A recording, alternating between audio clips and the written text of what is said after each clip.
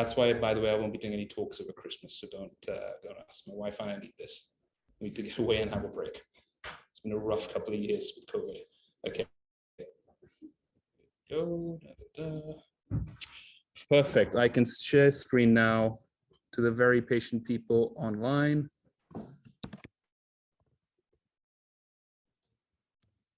Okay, because I'm controlling two screens. People online, I'm sure you're sending me questions. I can see they're coming in. I do apologize. I can't take questions during the talk because I'm trying to do two things at once. What I'll do is I will speak. Hopefully you can hear me. I can see that the mic's on, so it should be working fine online. And then I'm going to present on two screens at once. And I'm also presenting in lecture theatre at the same time. This thing's interminable. Okay, we're nearly there. Did anyone actually, I recognize a few faces. Is anyone new here from last week? Wow. Okay, so people clearly lied to you. Okay, let's try and at least make this worth your while. You probably have no idea who I am, which I suppose is probably a good thing. I'm Retesh. I'm an interventional cardiology reg at Bart's Heart Centre in East London. I trained at Imperial. I graduated in 2010. Yes, medicine was being taught by then. I did all my training in West London. So I did my foundation training there. It was called core medical training before IMT. I did that at UCL and Bart's, which is its one deanery for core medical training. And then I got an ACF for cardiology. That year, I got it luckily in Bart's UCL. And after that, I've been a run-through registrar in cardiology, and now I'm an interventional cardiology reg. I'm about 12 months away from consultancy, roughly, and I'm heading to Canada next year for a fellowship in advanced PCI. So I do stents and TAVI mainly, so valves and ACS, that's kind of things that I know because I have to. It's my job to know them and to treat them. I got into finals teaching because I did well in my finals. I'm just being blunt about that. Although I didn't work the hardest in my finals. I had lots of my friends who were just way better people, way better turning up at lectures, way better actually doing, I mean, I had bits of third year where I just wasn't there in the hospital. 2 months would go by, but no one would see me. But I did well in finals. And the reason I did that is I felt like I cracked the code on how to do that. So my whole thing was, I was very ambitious. I wanted to do well. No one with my CV is like, oh yeah, I just sailed through it. I mean, there was ambition tempered by laziness. So that's what it was. So I just wanted to find the easiest way to be number one effectively. And that's effectively what I tried to kind of do. And now I'm basically trying to sell that secret or share that secret out. And that's effectively basically the story of why I'm even here on a Saturday in between primary PCI calls. So that's kind of why I'm here. Intelligent Finals was a finals course that I started to kind of try and do that. Initially, it was just Imperial, then it kind of expanded from there. And since then, it's just gotten bigger and bigger and bigger. And over the years, it's kind of spread out. During COVID, of course, we went completely online. There is a course that I do, an actual full 1 weekend course in medicine, which I'm doing in January. If you're interested in that at all, do just go to that QR code and sign up, and I can send you an email. The tickets go live next week. I've actually just put together a surgery group from St. Mary's to teach the surgery finals course. You don't have to go to any courses for finals. You don't actually have to spend any money, seriously. You guys already spend enough, right? I was the very last year before tuition fee. So I kind of completely, I don't quite feel your pain because I don't have the empathy, but I do kind of get it. I do kind of get it. Most of my colleagues, anyone more junior than me has had to spend money at med school. For me, it was free. That's insane to me that I was the very last year where that was thing. And then the year after it came 3,000 and then it eventually became 9,000. So you don't actually have to spend any more money to get through finals. Anyone who's telling you that is lying to you. You don't have to do that. So you don't have to be thinking, shit, I better turn on the taps and just spend out of the credit card. You don't have to do that. You will pass. The vast majority of people pass. I examined for finals at Imperial, UCL, and Queen Mary's. And I have done that since 2016. People, the vast majority of people, and I mean 99.5%, pass finals. And I'm talking people of all sorts, people who'd never turned up to anything, people who didn't do any work. But I also believe one thing, which is that everyone is ambitious. Even if you're lazy like me, you're ambitious. You want to be number one. Now, whether you tell your friends that you're like, oh, I just want to just pass, that's bullshit. You know that's a lie. There's no way you'd be in med school 6 years in, and that cannot be true. That just is not the thing that you do. If you want an easy life, you pick the wrong course, my friend. Medicine is not for people who just want to ride it out. So medicine is full of people who want to be the best. And I suppose, though, the only reason you should consider paying for any course, this one or any of the other 50 out there, is because you're thinking, I want to get to the elite level of how do I present myself well at my paces or OSCEs and really blow them away. And then when I walk out, they think, this is a distinction candidate, or this is a candidate for a prize, or this is a candidate we should refer for the London Medal, which if you're a London medical student is kind of the highest honor you can get. The London Medal is the top 5 medical students from every London university get pitted together for one big OSCE in the end, and one person gets crowned the London Medal every year. It's one person. In my year, I was second, and one of my best friends is a cardiologist from UCL who trained at UCL, who's number 1, and he's a cardiologist in my hospital with me. Anish Puva, he beat me that year, but he's a lovely guy. And I've almost gotten over it now, but it's one of those things. It's one of those things where you got to think about what's the purpose of doing this. If you want to just pass, you don't actually need to be at things like this on a Saturday or spend money or anything. You will pass. Everyone knows how to do a basic cardiac exam. Everyone knows the basics of a big thyroid or whatever, and everyone will pass. This is the first case. Spot diagnosis. This is the same patient. Yeah, it's acromegaly, right? So we've got, that's it, you've passed. So what are the reasons you've said that? Just describe to me the clinical features that you can see.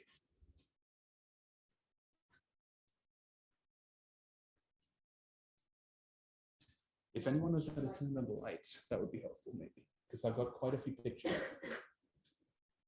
I think it's up there somewhere. Would you mind? Sorry. Yeah, go on. Features. Just shout them out. I don't know your name, so it's not going to come back to you. I don't even work in the West London, so it's not going to matter. Although I might see what finds. Course features. Yeah. Yeah, coarse thing of features is definitely the clinical descriptor. That's true. Anything else? Coarse features is a valid thing to say. Coarse features. Coarse thing of facial features. We don't need mood lighting. It's a little bit darker. Yeah. When you're doing endocrine cases, it's already moody enough. Just light a candle in here. Coarse features. Anything else? Some swelling as well. Soft tissue swelling. Lips. Yeah, soft tissue swelling. So I would go for lips. You'll notice that the ears are covered up, so not very obvious. But even so, the ears would probably be enlarged. Anything else? Enlarged nose. Yeah. Soft tissue swelling. Anything else? Yes. They call it a lantern jaw, but I wouldn't use that term in the exam. The description, you got to be watchful for how you describe these things in front of patients. If you're saying patients have an abnormal facial appearance, the proper way to say that is to say there are dysmorphic features, right? That's the kind of more polite way without actually saying this patient looks fat, right? You just don't want to say that. But you want to say there are dysmorphic features which would be in keeping with acromegaly, such as coarsening of facial features and large nose, a more prominent jawline.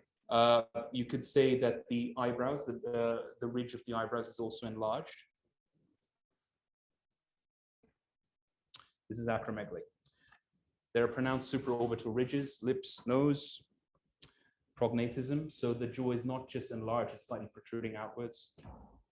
There's a big tongue. If you ask the patient to stick their tongue out, they'll mention that. Sometimes acromegaly patients actually present with the fact that they start mumbling and they are actually having difficulty with articulating words. It turns out it's because of the large tongue.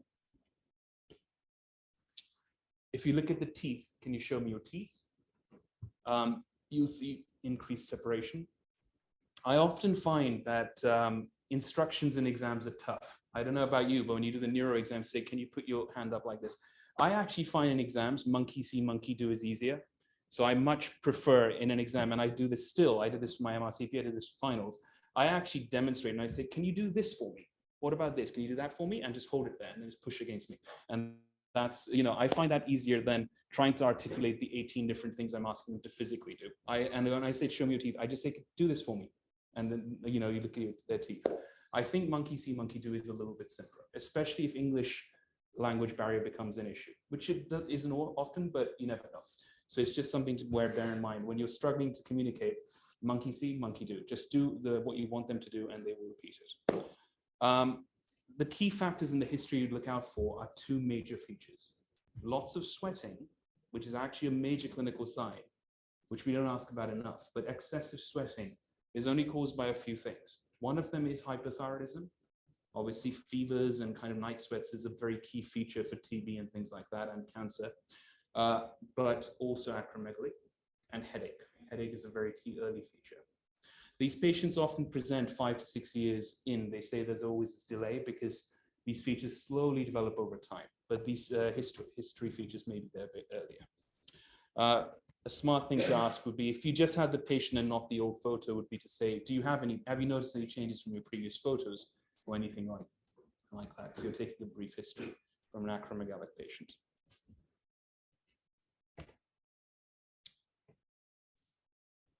What would you examine for? If you're just doing a brief exam, the thing you'd look out for would be to examine the cranial nerves, to look for signs of raised intracranial pressure and bitemporal enopia. What signs on a cranial nerve exam would tell you there's raised intracranial pressure? Now, if I just said raised intracranial pressure, what would you tell me? Ignore cranial nerves. What sign are you looking for to tell you on a neuro exam? It may not be neuro, I suppose. It could be cardio. It could be something where you have to use that thing. Yeah, papilledema. So proper raised ICP, you'd look for papilledema. But if you've been on the wards, you know that almost no one ever knows where that ophthalmoscope is, and no one ever actually does that.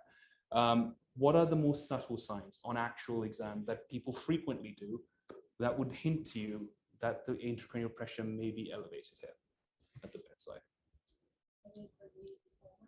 Headache when leaning forward, so there's history stuff. Anything else? What's Cushing's reflex? Heart rate, blood pressure, what happens to those? Yeah, exactly, that's Cushing's reflex. Exactly, can be with raised intracranial pressure. What about the cranial nerve specifically? Which cranial nerve? I'll ask it in a different way. I'm not doing this case today, but there is a single cranial nerve palsy that happens pretty much the earliest when there's raised intracranial pressure. Can anyone take a guess what that is? Right. Why is it the sixth nerve palsy? That's correct. It is the sixth nerve palsy, but why? It's the longest. It's the longest inside the. That's right. It's the longest intracranial cranial nerve. So it's not the longest cranial nerve. It's just got the longest course within the actual anatomy of the brain. Because what is the longest cranial nerve in the body? Vagus. The vagus nerve is the longest cranial nerve, but the sixth nerve has the longest, most kind of in and out route. And why is the sixth nerve palsy called a false localizing sign? This one you should probably know. Anyone? Who's the neurosurgeon in the group? No one wants to admit that. Okay. Does anyone know why the sixth nerve palsy is a false localizing sign? Because okay, say you had a right-sided sixth nerve palsy, doesn't necessarily mean the lesion is on the right side. Basically, the localization of which nerve is involved doesn't tell you which side of the brain the lesion's at, ever. Because it's got such a long route, the pressure can be anywhere in that anatomy. And that's why it's a false localizing sign. You shouldn't use it to localize. If it's on the right, doesn't mean, oh, then it must be on the left or the right. And you have no way of knowing just from the presence of this nerve palsy where this lesion is. Anyway, I step away from acromegaly. The other things you would examine for: gynecomastia, goiter, and glycosuria, the 3 Gs. Those are 3 things that you would have to remember. And it helps because those are part of the spectrum of associations. Being really good at passing at finals is just spotting this patient, saying it's acromegaly, it's growth hormone, and then basics about that, you've passed. Doing really, really well at finals is remembering the associations and complications. And that's actually how you pass MRCP as well. It's just about stepping beyond, okay, I see it, it's acromegaly, and I'm done. Being a good doctor, which is what that MRCP exam and really being good at finals is about, is stepping back and saying, okay, what caused this? What else is associated with it? How can I stop the bad stuff from happening? And if you can do all those 3 things, then you're a doctor. Then you've gone one step further to actually managing the patient. And that's the essential thing.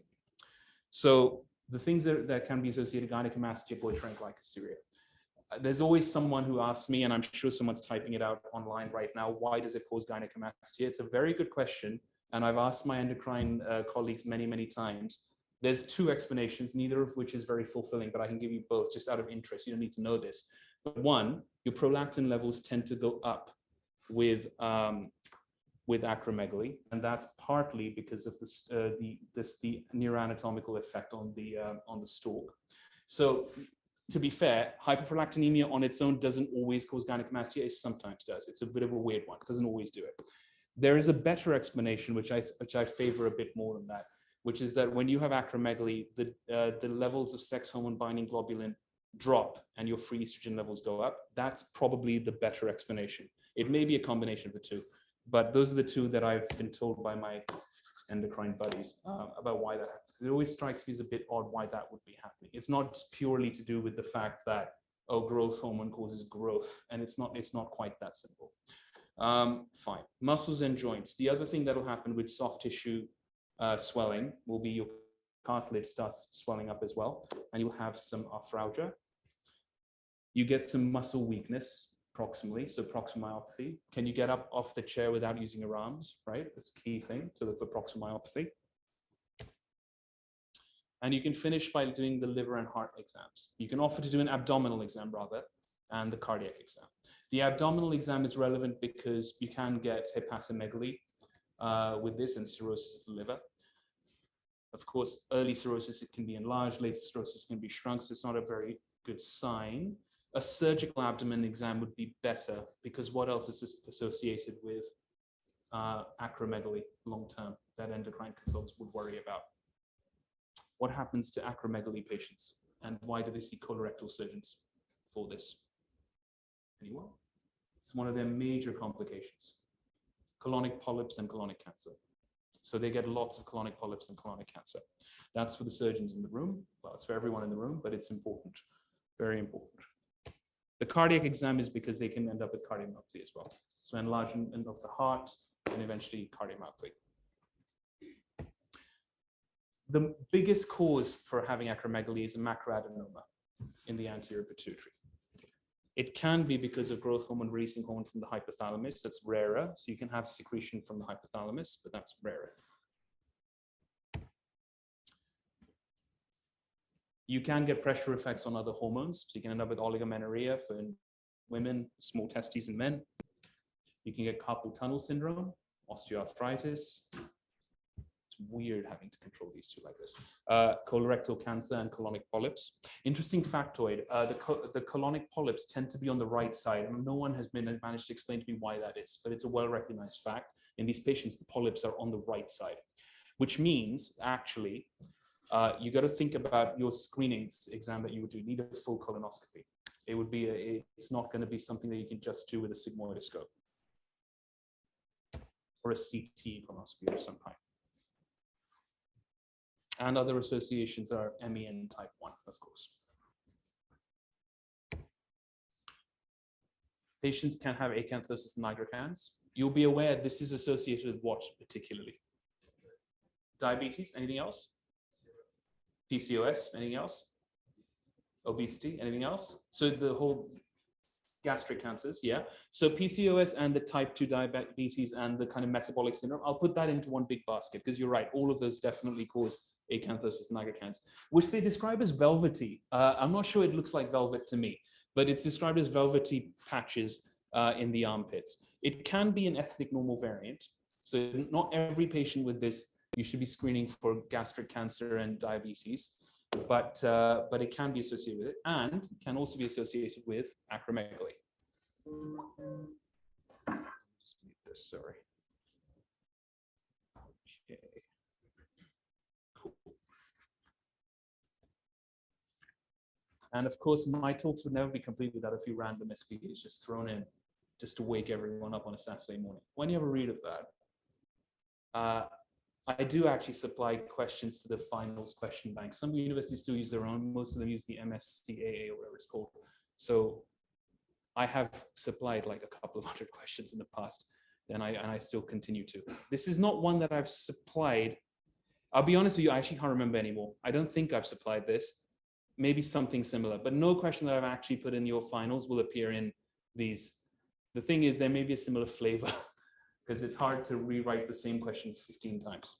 A 55-year-old presents their GP with worsening glycemic control. He has a history of carpal tunnel release. On examination, he has an enlarged nose and ears, increased interdental space, and relatively big hands and feet. That's the other thing, spade hands, relatively big hands and feet. So this is obviously telling you this is acromegaly, right? Then you've got some blood tests. I often at this point skip the test and just go to what test is likely to be diagnostic and then read the test because I want to get the gist of the question. Because numbers and stuff, I just think I'll come back to the numbers which are actually relevant to me here. Okay, so then there's some things about how do you diagnose this, which is about how do you diagnose specifically acromegaly. And then the numbers are there. IGF-1 is normal. What do we think about that? Is this acromegaly?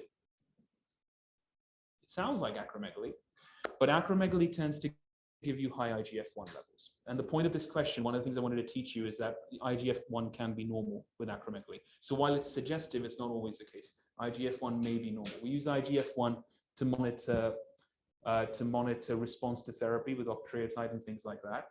But it may actually be normal, so it's not the best diagnostic test, but you can use the levels of it to predict response to your therapies.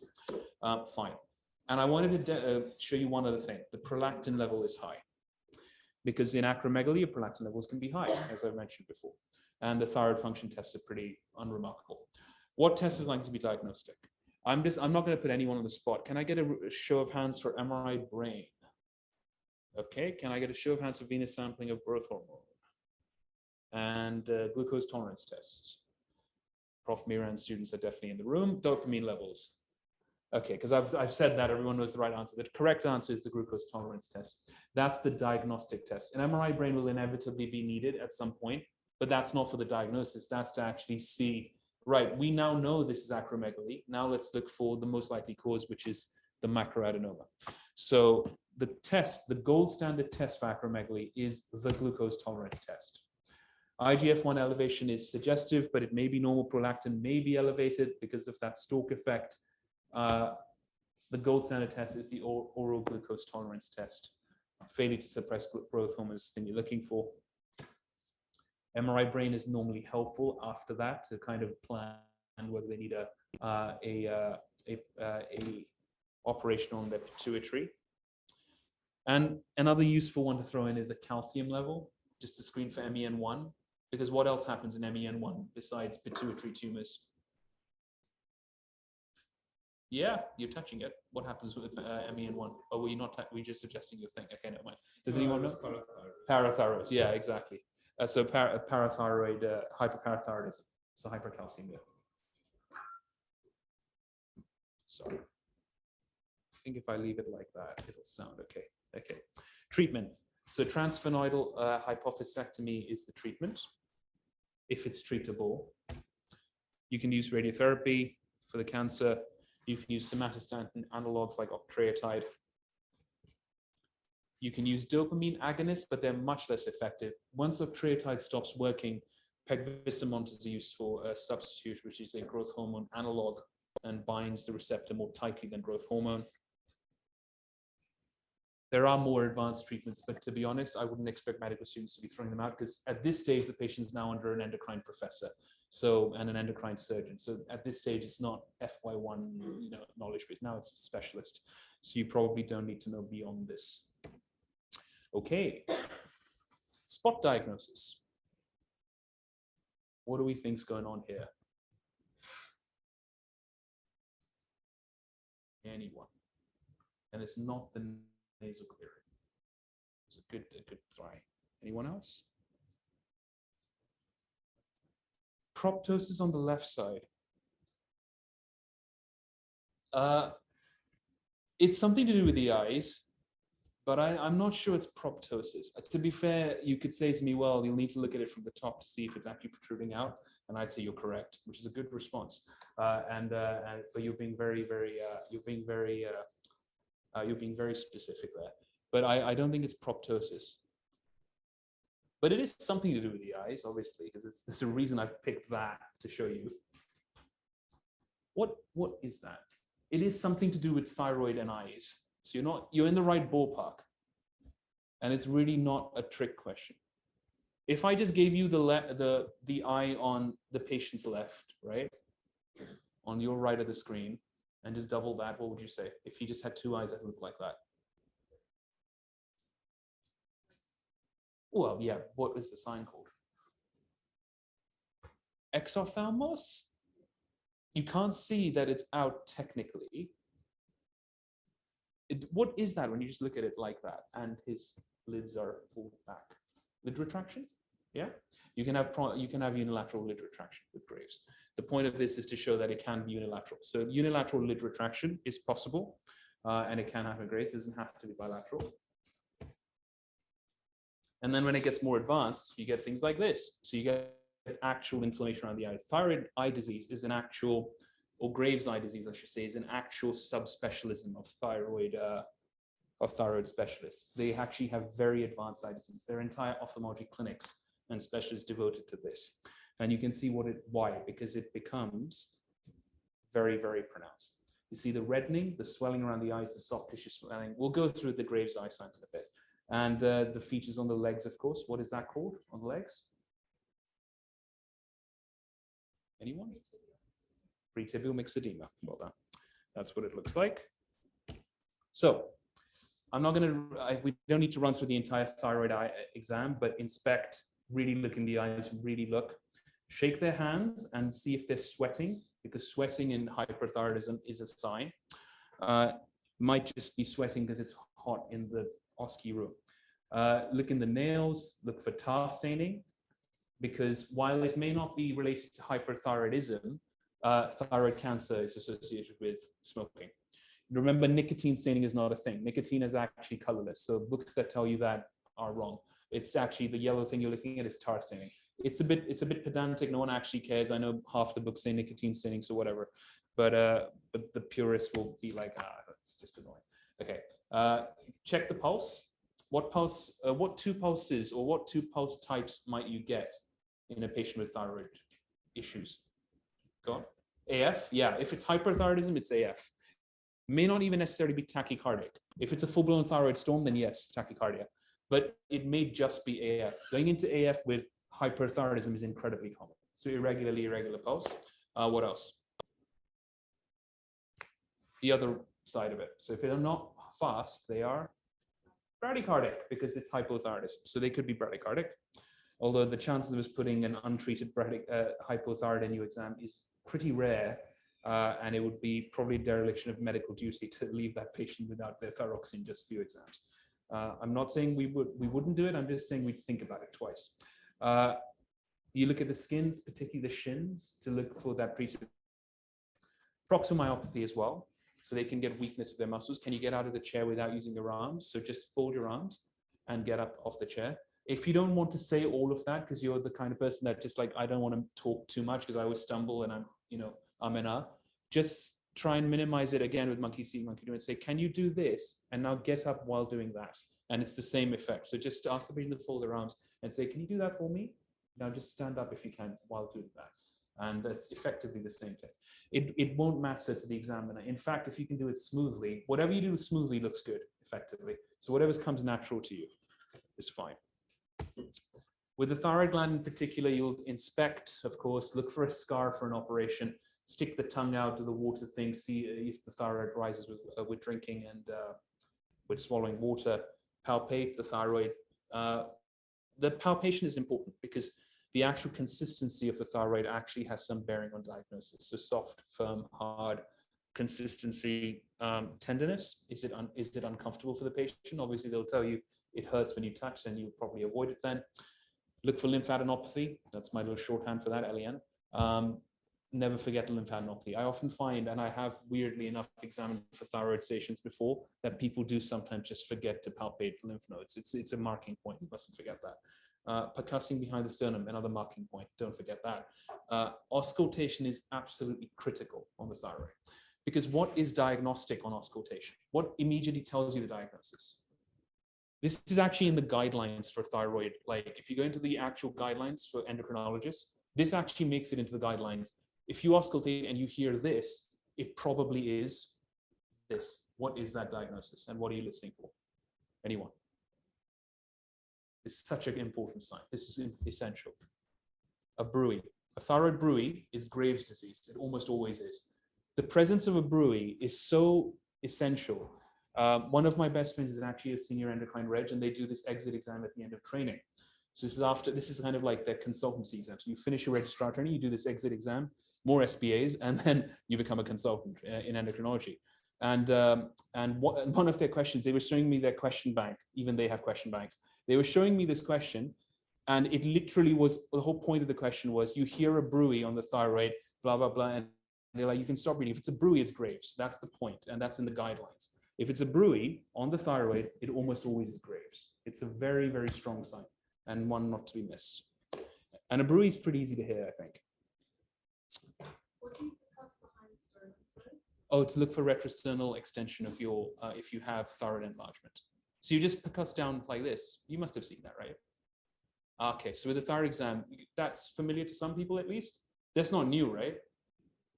Prof Miran's students, come on. He taught me for finals, he taught me that. So you must percuss behind the sternum. Is this because of COVID? Then are you guys medical students, right? This is like, okay, you're not just being polite, and this is an engineering lecture. Okay, so you percussing behind the sternum is a part of the end of the thyroid exam to look for retrosternal extension of a thyroid goiter or a thyroid enlargement. Not necessarily a goiter, it might just be cancer enlarging, but it's to look for retrosternal enlargement. Sorry, I'm not trying to make you feel bad. When are finals, by the way? Oh yeah, they're coming up, aren't they? What is that, like 12 weeks? Think about it like that, it's scary. It's not a pass-fail thing. To forget one little thing like percussing, no one's gonna be like, well, that person cannot be a doctor now. They forgot to percuss behind the sternum. It's not gonna be like that. Failing, can I just, actually, I'll pause there because at least 8 people after my last talk emailed me separately with effectively the same question. I assume it can't be the same person again and again, even though the wording looks suspiciously similar. Can you tell me what, they said to me, okay, you said everyone passes and all that, but I am freaking out about it. Can you tell me, what would you fail someone for?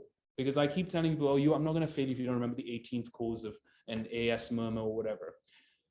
Failing in finals is, and I say this as an examiner, I know I don't speak for every examiner. I've only failed 2 people out of 3 medical schools examining for 6 years now. And I didn't become an examiner as a registrar to fail people who were like me 5 years ago, right? I didn't get in there and think, great, I can't wait to ruin people's career here. You have to really pass a low bar. You have to actively be malicious, trying to hurt people, or be dangerous. And no one I've ever met has been in the first 2 categories, but I have met people who were a little too dangerous to kind of like, if you don't know how to handle an asthma exacerbation as an emergency, you can't tell me I would do A, B, C. And I don't mean you would give me the drugs and send them to ITU. I just mean airway, breathing circulation. I would expect a 3rd year to be able to give me that. That means you haven't been on the wards at all. Like you actually don't know medicine. Then you probably shouldn't be a doctor. And that's the bar. That really is the bar. If you can't handle an emergency, a patient has chest pain, he collapses. What do you do? If a patient's having trouble breathing and he's in your A&E department, how would you manage him? And if I'm worried that someone's exam skills are not meeting the basic requirements, like they really don't know how to do like a liver exam or something, like they have no idea, they're missing key bits and just not listening for abdominal sounds and just don't even know how to feel for a spleen, things like that, I will take it to an emergency to see if they can pass. Because if I'm worried about them, that's where I'll go. And I'll be like, okay, patient comes in with abdominal pain, just talk me through the first 10 minutes of management. And it's just airway, breathing, circulation. It starts the same for everything, pretty much everything in surgery and medicine, right? And that's where it'll go to. So I don't know anyone, it's tough. Some people just have a bad day and it's not a reflection on them. It's just they had a bad day and they just haven't practiced it. And the nerves and all that, everyone has a bad day. It just happens. So no matter how well prepared you are, it can just happen to anyone. It is one of those things. I do think the only way you get over that is by getting in a study group and just practicing where like you and your study group spend one day and just throwing each other emergencies and seeing if you can just talk for 2 minutes on any emergency, abdominal pain, chest pain, breathlessness, he's vomited blood, he's got blood in his stools. How do you manage him? A, B, C, just something sensible. And it doesn't have to be textbook.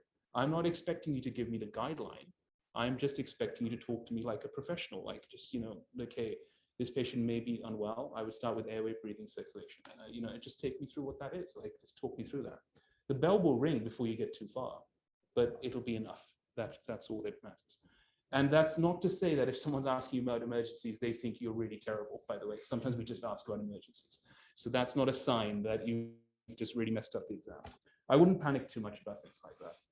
And also it's hard, you don't fail on one station, at least in most universities, you don't fail on a single station. You'd have to be kind of across the board. For people who fail, they would get the examiners together, at least where I've examined, and get everyone's opinion. And it would have to be, because you can have one examiner who just didn't like you or one bad station. That's not your fault. It just happens. But that's the important bit. All right, causes of goiter. It's a classic finals question, and you just have 2 or 3 causes for everything in finals. Anything more than 3 is kind of unnecessary. 3 causes is plenty for anything, and I mean to really impress them. 3 sensible, reasonable causes. So scorpion venom shouldn't be popping up anywhere, really. That's for third years to impress each other out of cheese and onion. That's not medicine. Like, to really impress a surgeon, scorpion venom isn't going to be in your differential. You'll have the top 3 causes because that's what's on the front line, and that's all that'll matter. So causes of goiter: puberty, pregnancy, iodine deficiency. These are the common ones. Iodine deficiency is probably number 1 in the world. It's probably rarer here because of dietary deficiencies and dietary supplementation. Graves is a big cause you probably shouldn't forget. And of course, you can go bigger and bigger and bigger on that list. Causes specifically of thyrotoxicosis. So why might someone be thyrotoxic? So Graves is actually the commonest cause. It's the number 1. Toxic multinodular goiter. Adenoma. So Graves gives you this firm swelling of the thyroid. It's not hard, but it's firm. People ask, what's the difference between them? Well, hard is like pressing on a wooden table. That's pretty hard. Whereas firm is like pressing on your knuckle. There is a little bit of a give there. It's a bit soft on the surface, but it's hard underneath. An adenoma can be just a single adenoma, of course. You can be thyrotoxic because you're postpartum. So you can have postpartum thyroiditis. Could be viral thyroiditis. Amiodarone can do it. I got to throw that in because I'm a cardiologist. So I always have to remember that one. There is one other thing that can do it in cardiology, but that's to be honest, probably very rare. And that's after you give iodinated contrast. That's not just cardiology. Any radiological procedure where you give iodinated contrast, so a CT aortogram or whatever, CTPA, the same contrast gets used as an angiogram. And that can cause people to get to be thyrotoxic briefly afterwards. Not every person, people who are chronically thyroid deficient. What tests would you do in thyrotoxicosis? Well, the TSH would be low if they're properly thyrotoxic. The T3, T4 may be high. You do thyroid peroxidase levels, which may be raised in Graves' disease. TR antibodies, they are specific for Graves, so that's the diagnostic test. That's why it's in gold. You can do radioactive uptake scans. I put this in because it's a really classic question in SBAs. Like, the scan is diffusely reduced in thyroiditis and diffusely elevated in Graves. I got to say, that's not really an OSCE or PACES Viva thing. That's more really for SBAs, because radioactive uptake scans come up if it's a thyroid scan question. Diffusely elevated, that word diffusely up is the phrase you will see again and again with Graves. And ultrasound can be useful, but it's rarely needed if you know what's going on, and you can do MRIs and things now, so you can do better tests.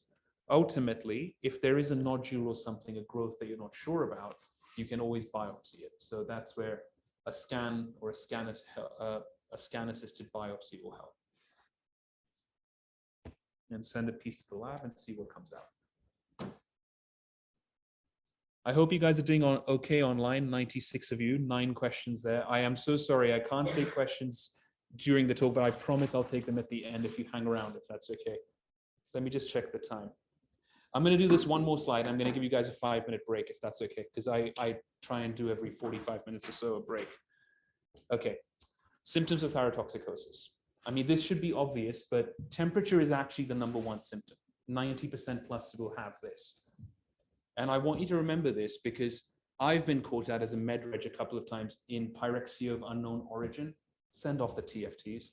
Because if you have a temperature which you can't explain in a patient who's actually otherwise well with a bit of AF, right, but not super fast, they're not going to be blatantly thyrotoxic, like just like looking like that. They may be, that's still thyrotoxic, but you have to not cartoonize these patients too much. They're not always in a thyroid storm. You can be thyrotoxic without being actually in a thyroid storm. So there may just have a bit of AF, a 38.2, which never seems to settle, right? And no signs, the CRP is normal, etc. So there's nothing else. It's not an infection or inflammation that you can obviously see. In those patients, if the PUO, really think what other random cause of a high temperature can it be? And this has got to be on your list. And I've certainly seen it a few times now as a med reg. Irritability, anxiety may be there in the history, but we've just been through COVID and the government's falling apart. So irritability and anxiety is fairly common, and you're medical students, so you know what that's about. Weight loss may be there. Tremor, it's very subtle, but maybe there.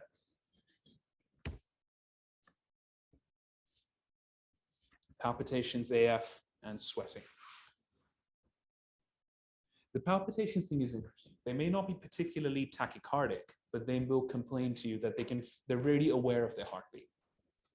And there's not much to worry about there. I mean, it's not necessarily a major arrhythmia. It could just be a bit of AF, but it does seem to bother them quite well.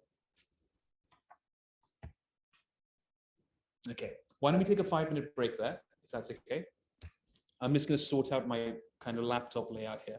Why don't I do that? 5 minutes break. People online, I'll mute you for 5 minutes. If anyone has any questions about any of this, could you come?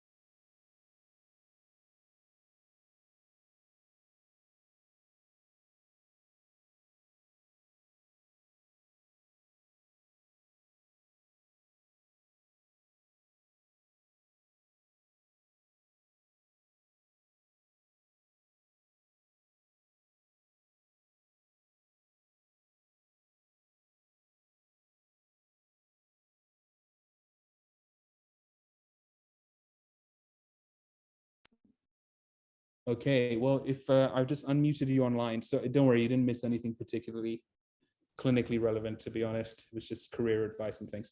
Okay, signs of Graves, specific to Graves. Oops. Thyroid acropathy, exophthalmos ophthalmoplegia. Is that better? Yeah. Bruit over the thyroid. And that really is pathognomonic if you see it. These are specific to Graves, not thyrotoxicosis, of course, and pretibial myxedema. Sorry, pretibial is misspelled there. Apologies, I've just noticed that. Pretibial myxedema. Okay, now I'm a hater when it comes to mnemonics because I can never remember what they stand for. In the entirety of medicine that I teach, I have like 3 mnemonics. And this is one of them. So I apologize in advance. Mnemonics, I don't think help because you end up learning hundreds of them and you never know what that 4th E stands for and things like that. So I never find them particularly useful, but this is useful for me at least. No specs, right? I'm hoping you may have come across this mnemonic before. It's certainly online, it's everywhere. The Graves' eye signs it can be taught with this. So none, so no signs. Only lid retraction, which is the earliest sign, which is that very first picture I showed you. We're still on the 2nd case, can you believe that? And soft tissue involvement, proptosis eventually, extraocular involvement, corneal involvement, and corneal injection, that redness, the swelling around there. And ultimately optic nerve compression, so sight loss. And the reason I like this mnemonic is this is the order of progression. It starts with none, and then the very first thing is lid retraction, then it escalates from there. Okay, Graves' eye signs is a really, really classic finals question. Like really, really classic. You'd be doing yourself a disservice if you didn't actually prepare for this one. Because if it's a thyroid case, the Graves' eye signs in some form or another may well come up. Because it's one of the few things I would advise you to actually learn it entirely. There's not many things, like I would not advise you to learn the Duke criteria fully, right? For infective endocarditis or for the rheumatoid fever, all of that stuff. You don't actually need to know that off the top of your head, the Dr. Jones criteria. But this is one of the ones that does come up so frequently across the board for finals medical students that it is worth actually just sitting down in the weeks before and just memorizing this, no specs.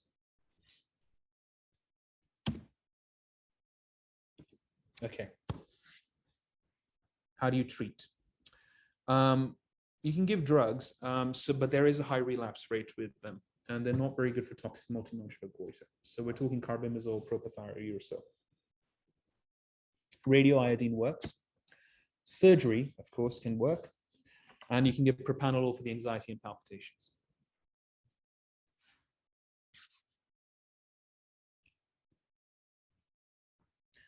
And this is the other classic finals question. So carbimazole is your first line drug to use here, and it has some very classic side effects. Before I put it up, does anyone want to shout out what it is?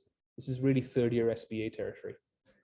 Agranulocytosis is the big one. So that's the one that we all worry about. So we always advise patients, they get a little leaflet and they get a proper talking to when they get started on this. And this may be a history thing on carbimazole, to be aware that if you get a fever while you're on this drug, to get to an A&E immediately. And that's not hyperbole. That actually is a real, because if you have agranulocytosis and your neutrophil count is 0, a fever will kill you because you will go into septic shock within hours, and it could actually escalate that quickly. Neutrophils, having no neutrophils is really, really dangerous.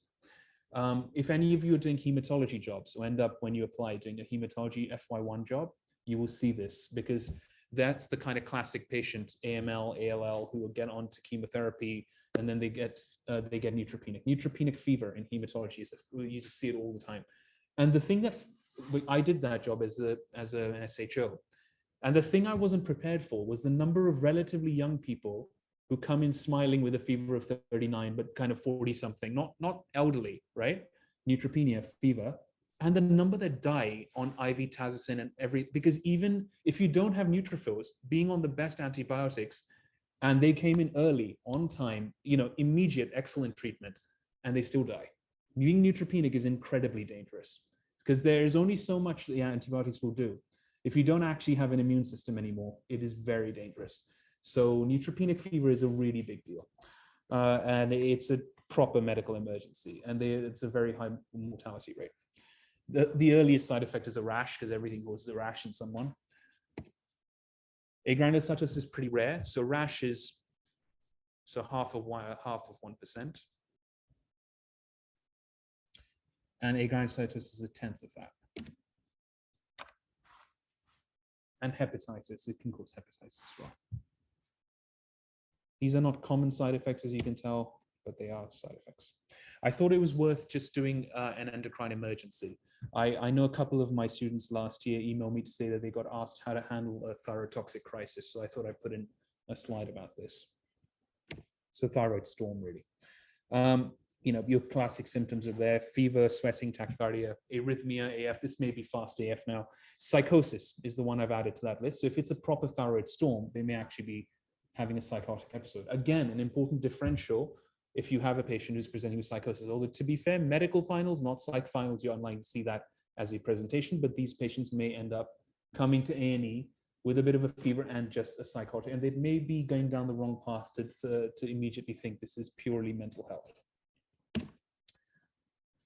The treatment, you start with beta blockers. You can start giving them propranolol. Propranolol is useful because it stops the conversion peripherally of T4 to T3. So it's not just the fact that you're slowing them down. You are actually going to reduce the most active bit of thyroxine in their blood. So that actually works to reduce the degree of active thyroxine in the blood. And here we would use propylthiouracil, not carbimazole, in an emergency. Propylthiouracil works faster and more potently, and it's just a bit more rapid. You can give hydrocortisone as well. And the reason for hydrocortisone is because it also prevents the conversion of T4 to the more active T3 in the blood. All of these things will help stem the crisis. The fever I should have highlighted, because of all of these, if you go into the kind of big textbooks of endocrinology written for registrars and things, you'll find that sweating is present in 60% and psychosis is present in 40%, all that. Fever is present in 97%. So that's the #1 symptom that they come in with. One sign, I should say, #1 sign. Just while we're on thyroids and big thyroids, so hypothyroidism can be caused by iodine deficiency, obviously. The commonest cause in the UK is autoimmune disease. It can be iatrogenic. That means probably in the top 3. Now, lithium, I should say that, sorry. Lithium, amiodarone, treatment of previous hyperthyroidism. It can be secondary because of pituitary failure. You'll be glad to know today I have counted my slides properly, so we're not going to be hanging around till like 5 p.m. We're going to finish on time today, probably, almost certainly. I have reduced the slide count by half. Biochemical signs of hypothyroidism. Very important. This comes up in SBAs frequently. I like writing SBAs about this because it's endocrine SBAs are great because there's so much material there you can write from. There's only so many ways I can describe stable angina, whereas endocrine SBAs are just way easier to write because you can just pick numbers out of a hat and just throw them out there and it'll be cool. So high prolactin with hypothyroidism, TSH levels, of course, low T4. Elevated CK and LDH. These are some of the additional signs which we sometimes forget. Hyponatremia. One of your screens for a patient who is hyponatremic, one of the tests you would do in anyone with an unexplained low sodium should be TFTs. You should also do cortisol. But hypothyroidism can cause hyponatremia. Hypothyroidism can also cause macrocytosis. An unexplained macrocytosis may be a clue. And hypothyroidism can elevate your cholesterol. One of the classic questions that I used to write, that I have written in the past, and it is probably in a question bank somewhere. I can't remember whether it's in an online question bank for revision or whether it's in the actual finals question bank, is about a patient who's coming in with a bit of constipation, a little bit, family's worried that they're not responding as fast and they've brought them in. It's an elderly lady.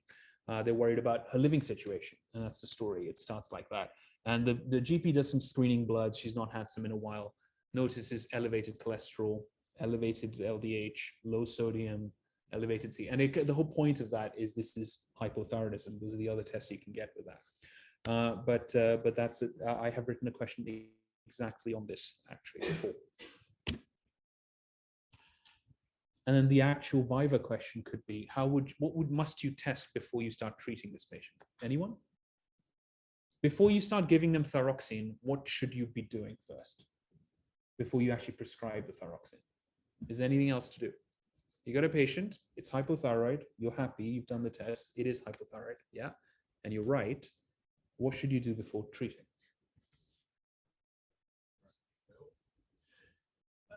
They're not ill.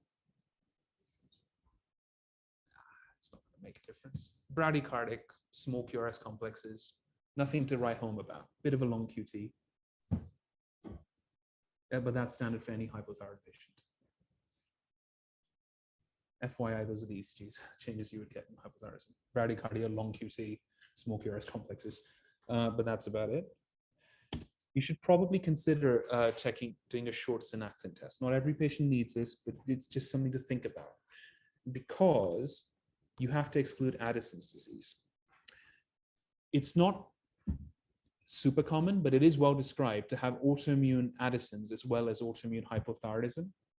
And the thing is, as soon as you replace that patient's thyroxine, what will happen is you'll raise their metabolic rate and they'll go into a salt-losing Addisonian crisis. The hypothyroidism is actually protecting them from going into an Addisonian crisis. So they could have autoimmunity hunts in packs. So it's not just one thing, you're often autoimmune to many things. That's why we asked about symptoms of hay fever and symptoms of eczema and things like that in autoimmune patients, right? So they could have autoimmune Addison's as well. A short synaptin test would be useful. The fact that they haven't been picked up before is probably because they're hypothyroid and the metabolic rate isn't high enough for that to have materialized. How do you, this is the flip side of the other emergency. How do you deal with a myxedema coma or someone who's in a myxedema crisis, so very hypothyroid? It tends to be an undiagnosed hypothyroid patients. They tend not to know they have it, otherwise they'd have been on some thyroxine, presumably. It can also present with psychosis and coma and seizures. Patients may be hypothermic and bradycardic. And you give them hydrocortisone immediately because you have to assume that they may have adrenal failure as well. And a bit of extra hydrocortisone is not going to be as harmful as missing this. You give IV thyroxine. You don't need to know the doses there. I've edited this slide from one of my ones for my MRCP students, candidates. They're not students. And you give antibiotics. And the reason is infection can precipitate a myxedema coma. Someone can be hypothyroid for a while, and what actually precipitates the crisis is the fact that they've developed an infection of some kind. So you cover them with some antibiotics. Okay, next case. If I just told you this patient presents with stiffness in back and said nothing else, what would you guess this case is? What if I said it's a 32-year-old man? Yeah, ankylosing spondylitis. I assume that's what you said. I didn't quite hear it, but yeah, everyone's nodding. Yes, ankylosing spondylitis. And the stiffness in back is key. It's not back pain, it's stiffness in the back. That's a very specific wording. They probably also have some lower back pain, which is worse in the morning and worse if they've been immobile for a while. But it's back stiffness in particular, which is the symptom. Patients can have the classic the classic question mark spine. You'll notice the pronounced thoracic kyphosis, loss of lumbar lordosis, and then to compensate, different mouse. I'm using two mice at the same time to draw. But to compensate, they'll have a little bit of an extended. Trying to do this on two computers at once is not easy. They'll have a hyperextension of the cervical spine to try and actually look up. So because they're looking down all the time, to make up for that, they have to actually have hyperextension of the cervical spine. So that's the third bit. So loss of lumbar lordosis, increased thoracic kyphosis, and then the final bit, the cervical spine hyperextension comes in. That's your classic bamboo spine. and that's because of thickening and calcification within the ligaments of the back. And you get this appearance of white lines running through, which is abnormal, and that's your bamboo spine picture. To be honest, I often find with radiology, you can just Google bamboo spine. Radiopedia is a free resource and it's fantastic. But there are loads of really good images of bamboo spine with like arrows pointing out things. To be honest, picking them out from online, I always worry about it because I'm sure there's copyright issues with that, but you can just Google it. The specific test you'd mentioned with ankylosing spondylitis is the modified Sherber's test. And that's to demonstrate reduced mobility of the lumbar spine.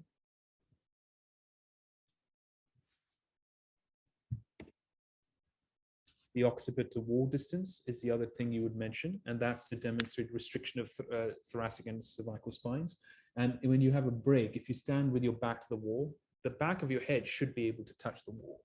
If you can't do that, that distance is relevant. If you can't actually touch the wall, that's not normal. You should be able to touch the wall. And if you can't do that, it's because of stiffness and reduced mobility in the spine. And finally, you can look for sacroiliitis. The Faber test is a little bit specialist, it's a little bit for orthopedic surgeons in the making, but effectively you lie the patient down and externally rotate at the hip, and they'll get some pain when you do that. Not everyone needs to do this test. And if you're an orthopedic surgeon in the making, you should probably familiarize yourself with it. It's a good test for sacroiliitis. That's for looking specifically for inflammation in that joint. Sacroiliitis is the key finding that's actually in the beginning of the diagnostic criteria for ankylosing spondylitis. Now, the way you diagnose that, you can diagnose it clinically like this, but a plain AP X-ray of the hip joint will show you sacroiliitis as well. You can see it on X-ray. MRI is obviously better, but actually you can see it just on an X-ray, and that's in the guidelines for diagnostics. They may have tenderness over the heel because they tend to get inflammation of any big ligaments which kind of associate into the bone, wherever it connects into the bone. It's called enthesitis. That's Faber's test, by the way. Just FYI, it's a very low-res image. You can Google this, but it's very straightforward to do. And if you're an orthopod in the making or a rheumatologist in the making, it might be one to just familiarize yourself with. But it's a very, very reasonably, like it's a very quick test, and they'll just say "ow" when you do that. That tells you that they've got inflammation in the sacroiliac joint. So you just externally rotate. So you can just do some X-rays to pick up your sacroiliitis. A simple plain X-ray will do. MRI can be done as well, but an X-ray will help. 80% of people at the time of diagnosis have prostatitis. It might be mild, but it is a very, very common association. And remember, one of the things that you worry about long-term is because it's in the lower back, cauda-equina syndrome can develop.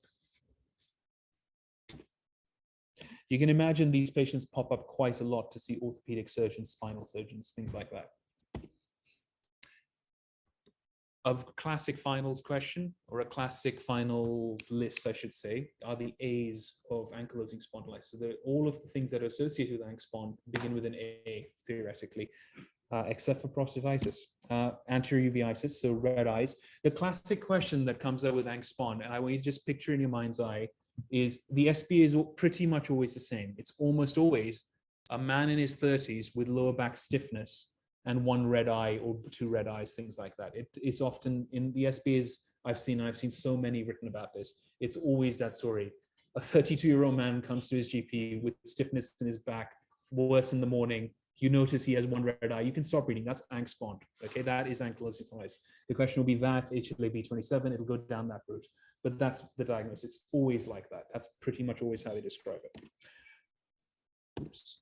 Apical fibrosis. So this is one of the few causes of apical fibrosis. If this was a respiratory talk and I was saying interstitial lung disease, there's a whole list of things that can cause specifically apical fibrosis. We should do a respiratory talk at some point, by the way, on that. AV nodal block. So these patients can pop up to see cardiologists. They can have a permanent pacemaker because they have AV node disease. What would you see in an ECG if they had AV node disease? I mean, not complete heart block, but before that. Anyone? Yeah, you'd see Wenckebach. So before complete heart block, you go through, yeah, Wenckebach type 2, maybe type 1. Type 1 can be more variant, but you go through that. So long PR interval. Long PR interval will be the first thing. So if you're worried about it, it's plain ECG, just look at the PR interval to start with. Yeah. And then it progresses from there. They can get aortic incompetence. And the reason they can get aortic valve regurgitation, I did mention this briefly a couple of weeks ago. It's not actually that the valve itself is damaged in any way. The leaflets are fine. They get aortitis. So they get inflammation of the aortic root, and that can cause aortic root dilatation and a bit of aortic regurgitation.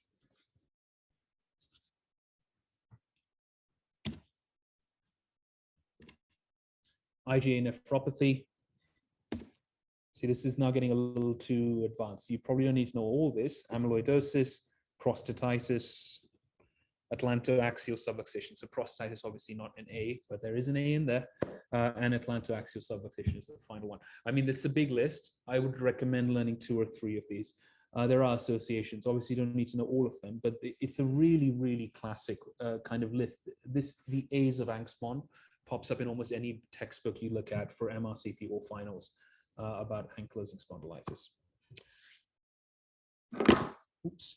FYI, or just on another tangent, because I know you love those, amyloidosis.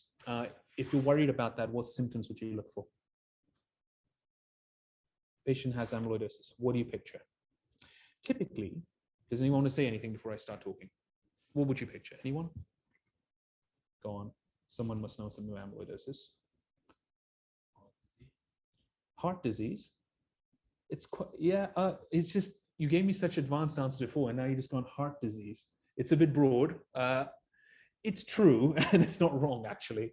But I'd go a bit more specific than that. So, okay, the picture of if I was picturing an amyloidosis patient, and I find this useful, I think of every patient like an SBA. I just kind of make them into a bit of a caricature. The amyloidosis patient typically has nephrotic syndrome. Yeah, they typically have nephrotic syndrome. They have peripheral edema. Nephrotic patients are interesting because nephrotic patients have one sign that no other patient gets with edema. They get facial edema. You can't get facial edema really with almost any other cause of peripheral edema until the really kind of the very end. I mean, I deal with heart failure patients all the time, and I haven't seen facial edema. Maybe in ITU at the very end, the very end, like the last 3 days of life, maybe. When it's so bad, it's everywhere. Nephrotic patients get facial edema very early. It's a very unique sign to them. They get peripheral edema, yes, but they'll get facial swelling as well. And no one's really been able to explain to me why that's happening. But it is interesting, and they do get it. And the reason they get it is that amyloid causes nephrotic syndrome. They lose all their protein, and they start getting facial edema. Amyloid patients also tend to have cardiac infiltration, and they tend to have very massive hypertrophic cardiomyopathy, absolutely massive. But while they have massive hypertrophic cardiomyopathy, they get really bad heart failure alongside it. The heart becomes stiff. It's a restrictive hypertrophic cardiomyopathy. So the heart doesn't relax very well. And that's often the thing that brings them to hospital. The other things they can have is peripheral neuropathy. And they can get bilateral carpal tunnel syndrome. Bilateral carpal tunnel is a really odd sign. Usually it's unilateral, but your amyloid patient will have bilateral carpal tunnel syndrome. And that's because of amyloid protein infiltration. They'll have random peripheral neuropathies because of protein infiltration as well. They will also have, with amyloidosis, liver involvement, cirrhosis, possibly later. Amyloid's a bit of a terrible diagnosis. The mortality rate is like 70% at like 1 year. So most people, once you're diagnosed with it, die within a year. There are no real treatments for it. Amyloid's caused by many, many things. It's not an amyloid talk, but it was the first year of my PhD, so I know a little bit about it. That's the only reason I'm going on about it. The one thing I would say for SBAs, and this is written about amyloid patients, how do you diagnose them? What's the diagnostic thing? It's a biopsy, a particular one. Does anyone remember? Rectal biopsy. It's an odd one. It's someone who's only really done every SBA in the world will have seen this, but it is a finals SBA, definitely. Rectal biopsy is the diagnostic test of choice. And you're looking for apple-green birefringence, blah, blah, blah. So it's the same thing, but it's a rectal biopsy. That's the classic test that we do.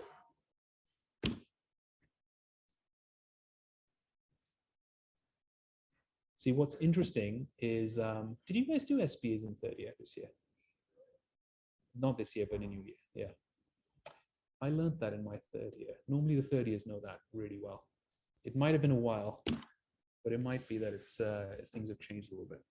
Okay, interesting. Angstpond, what else would you like to examine? Uveitis, the eyes, so the eyes might be red. You to check the mouth for ulceration. Angstpond is interestingly, because it's HLA-B27, so you don't get the full inflammatory bowel necessarily in every HLA-B27, but there is a spectrum of these patients. Patients with inflammatory bowel disease do get lower back issues. It's not full-blown Angstpond, but they get it.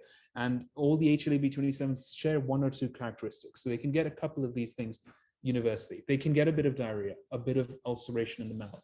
They can get a little bit of lower back stiffness, and they can also get a little bit of eye involvement. So uveitis, these things do get shared among all the HLA-B27s.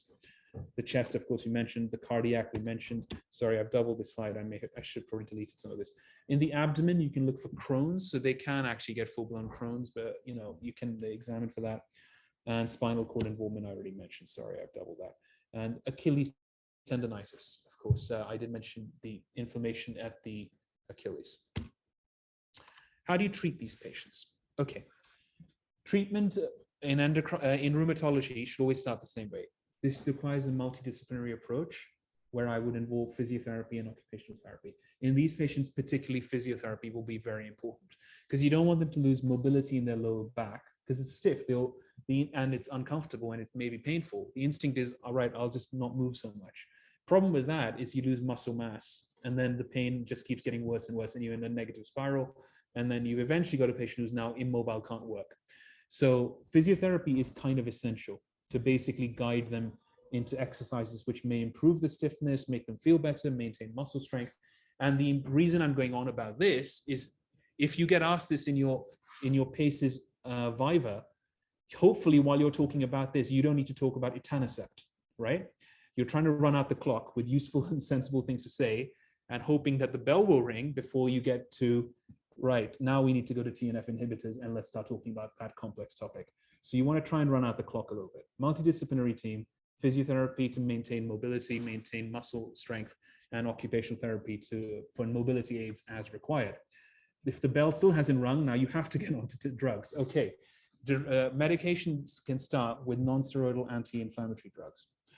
And steroid injections can be considered. NSAIDs are actually first line in the guideline. This is proper guidelines, NSAIDs. NSAIDs aren't just to make them feel better and a bit of ibuprofen will help with your pain.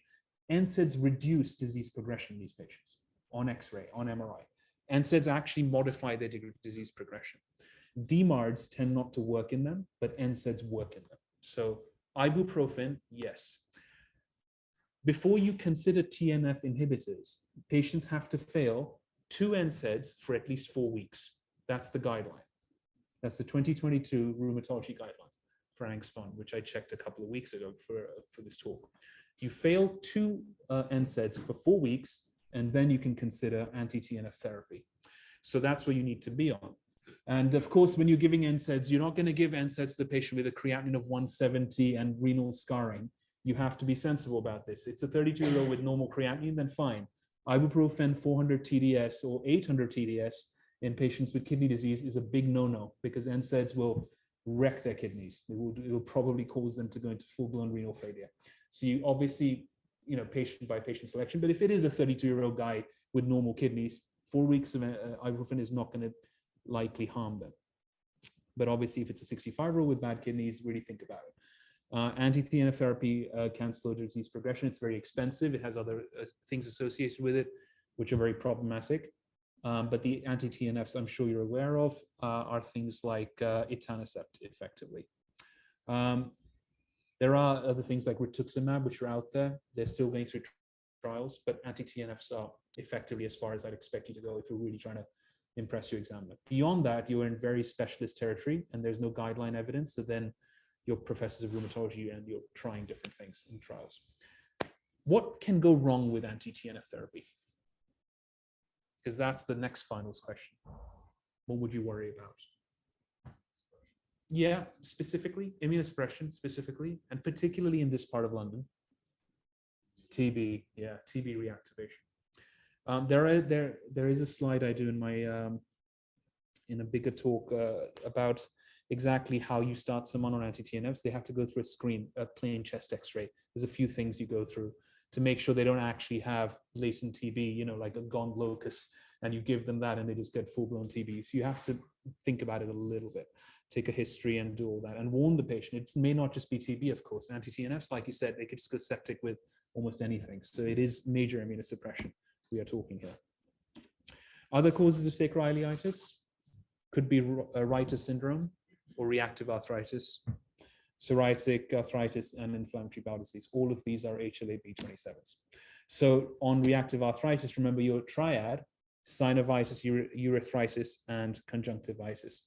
So the way I was taught to remember that in my finals was can't pee, can't see, can't climb a tree. And that's the three things, right? So you can't pee, can't see, and you can't climb a tree. It's not the right order, but yeah, all three things are in there. You can get reactive arthritis from two kinds. One, it complicates urethritis caused by chlamydia, most oftenly sexually transmitted, or dysentery caused by Campylobacter. Those are your two common causes of reactive arthritis. But both of these are part of the HLA-B27. So you are susceptible to this by being an HLA-B27 carrier. You can get dysentery, you know, causing this lots of different bacteria, but Campylobacter is the one to remember. Campylobacter is interesting because it pops. I say a lot of things interesting. It's interesting to me. Let me qualify that. It's not interesting to anyone else. It's interesting to me. Campylobacter pops up in one other place where it seems to activate something in neurology. Does anyone remember where that is? Yes, Guillain-Barré syndrome. Campylobacter is very strongly associated with it.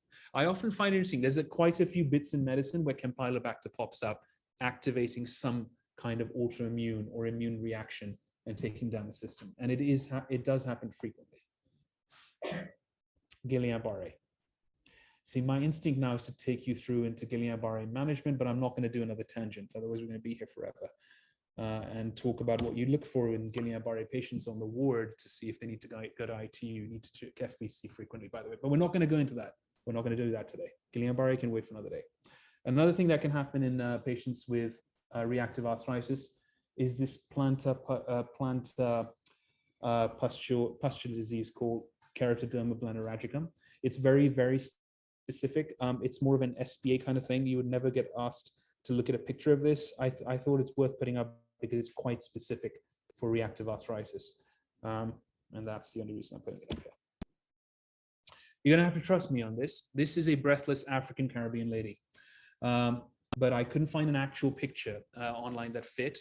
So you're just gonna have to take my word for it. What is the spot diagnosis? She's got painful shins. This is the next case. Sarcoidosis because, what is that though? That's not sarcoid. That's erythema nodosum, which could be caused by sarcoidosis because it's a breathless African Caribbean lady, as you know. So that's erythema nodosum. Painful shins, you get this painful kind of rash coming up. And the classic story, if you were reading this in an SBA, would be a breathless African Caribbean woman, because every SBA is written by someone who's editing the Daily Mail. They make it into a proper caricature every time. So every Indian guy has got diabetes, and every African Caribbean person has either lupus or a sarcoid running around. But the point of that is not to stereotype. The point of that is the association medically that they're trying to get you to just learn. So erythema nodosum is associated with many things. Oral contraceptive pill can cause it. Pregnancy can cause it. So increased estrogen to progesterone ratios can do that. Sulfonamide drugs, which we very rarely use but can do. Certain viruses can do it. You can also get it with strep infections, TB, and sarcoid. And you can also get erythema nodosum with cancer. So lymphoma can do it as well, Hodgkin's lymphoma classically.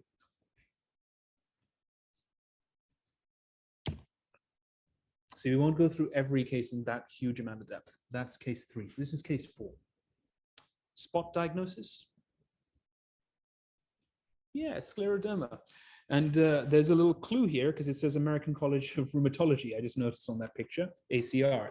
So it is a rheumatoid case, and this is indeed scleroderma. You've got calcinosis, you've got the puckering and tight skin on the hands, you've got the puckering and tightness of skin around the lips, and you've got this shiny skin texture. That's the other thing. The skin becomes shiny because it is tight. If you just look at your own skins, your own hands, the skin of your hands underneath the light, you'll notice it's probably not super shiny unless you've been moisturizing. Now, these patients have very, very, very shiny skin, and that's because, and they have loss of hair as well, and that's because the skin becomes incredibly tight, and it just reflects the light in a slightly odd way.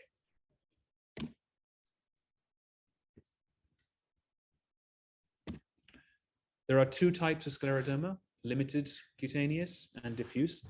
The important thing to remember about limited, of course, remember CREST syndrome, C-R-E-S-T. E is esophageal dysmotility for the Americans who can't spell with an O because they're American. The main thing to remember with limited cutaneous is its associations. So I'll go backwards, start with the antibody. Anti-centromere antibody positivity is specific for it. And the main problem, the main long-term issue that these patients end up with that you must never forget is pulmonary hypertension, primary pulmonary hypertension, PPH. People often get this the wrong way around. It's limited cutaneous, which is more strongly associated with pulmonary hypertension than diffuse. People think as it's diffuse, it'll hit your lungs more, but it isn't the case. It's limited cutaneous, which is classically associated. Diffuse can give you a bit of a mishmash of things. So it's actually a lot more things involved. So you can get all of CREST. The presence of GI involvement tells you that it's probably GI and beyond esophageal dysmotility. It tells you that this is probably diffuse scleroderma. Proper interstitial lung disease, which is different from pulmonary hypertension. So this is lung fibrosis really, and renal involvement as well. What's the classic thing you get in the renal crisis with these patients? I'll just tell you, they come in with scleroderma renal crisis, which is crazy sky-high blood pressures. Like we are talking 250 systolic kind of thing, an actual hypertensive emergency. And one of your differentials for someone presenting with a proper hypertensive emergency like that, not just like 180 and a little bit of a mild headache and he's fine, he can go to his GP. I mean an actual crisis, psychosis, coma, blood pressure 250 systolic. Scleroderma has got to be on the cards. It's one of the few things that can do that. Renal artery stenosis is another one. There's not that many. Pheochromocytoma can do it as well, that kind of sky-high blood pressure, but really it's rare. So it's pheo. It could be Cushing's. It's very rare to go that high. You don't really get a Cushing's crisis per se, but it can. Definitely scleroderma, renal artery stenosis, and then you've added in like the wrong medication to trigger it. Can do it as well. And the antibody, which you need to remember, and it's highlighted there, is anti-topoisomerase 1 or anti-SCL70, depending on which textbook you read. They're both the same. Those are the antibodies. RNA polymerase 1, 2, and 3 is small print. You don't need to remember that. It's for the rheumatologists in the audience. But the specific ones, anti-centromere for limited, anti-SCL70 or topoisomerase 1 for diffuse. Other system involvement. This is in all of scleroderma, limited and diffuse. So skin, obviously, tight skin, no creases, loss of hair. We mentioned that. Gastroesophageal involvement. So esophageal dysmotility is a massive problem. That means they can't actually swallow. It becomes a huge deal to treat them because actually, if they can't swallow easily, they'll need to see a dietitian. If they can't take in protein nutrition, it's a real massive issue. It might actually require feeding tubes and things to be inserted. So this is not a minor quandary. If they can't take in protein nutrition, they'll need admission to hospital, and they may need to have things like feeding tubes actually surgically inserted. Reflux can be annoying for patients. They complain about that. They can come to history stations with that complaint of reflux disease. Scleroderma can present as just reflux, and it could be a bit of a, you might think it's a bit of a boring history, but it may be a subtle clue that this is actually, it's one of the differentials for reflux. Esophageal dysmotility. And one way to treat that early on is just to raise the bed. So if you sleep at a slightly higher angle with your head up, then you'll have less reflux. It's actually a great treatment for reflux. It works beautifully. And when you're a med reg or an FY1 in hospital, and you do see patients on all around saying, I'm fine, yeah, but I'm getting this burning pain, just ask them to, because those beds do go up, ask them to elevate the bed 10 degrees, and they'll tell you the next morning, and I've seen this, they'll say, yeah, you know, that actually sorted it more than the omeprazole. It really does work. It's a great treatment. It does work. PPIs, of course, can work as well. Small intestinal bacterial overgrowth, SIBO, is a major problem. That can cause kind of on and off diarrhea, malabsorption, a malabsorption-like history. So stools which are difficult to flush away and things like that. The treatment for that are rotating antibiotics and prokinetics.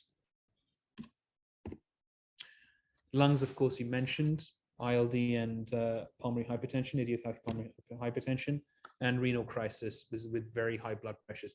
To be honest, anytime you have a blood pressure of above 220, the risk is you get a microangiopathic hemolytic anemia. That's a proper hypertensive, life-threatening hypertensive emergency.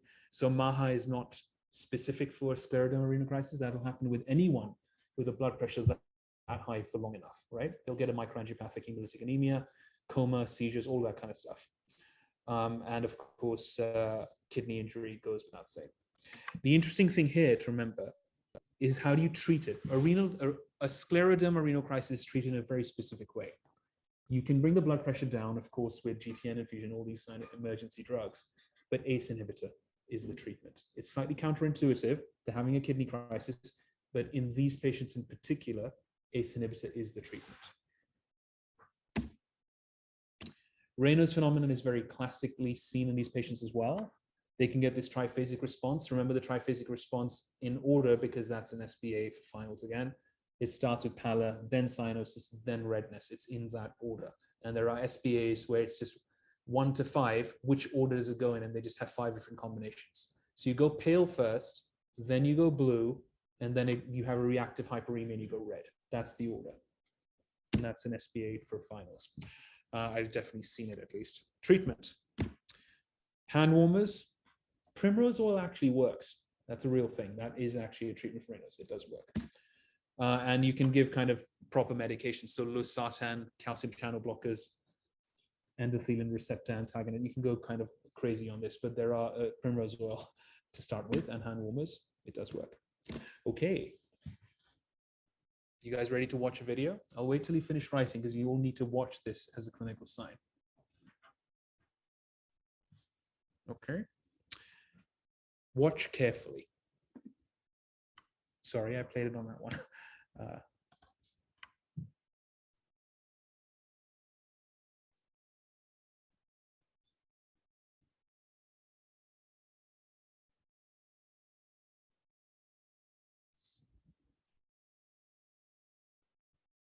I know it's not neuro day, but I couldn't resist. It can be a short case.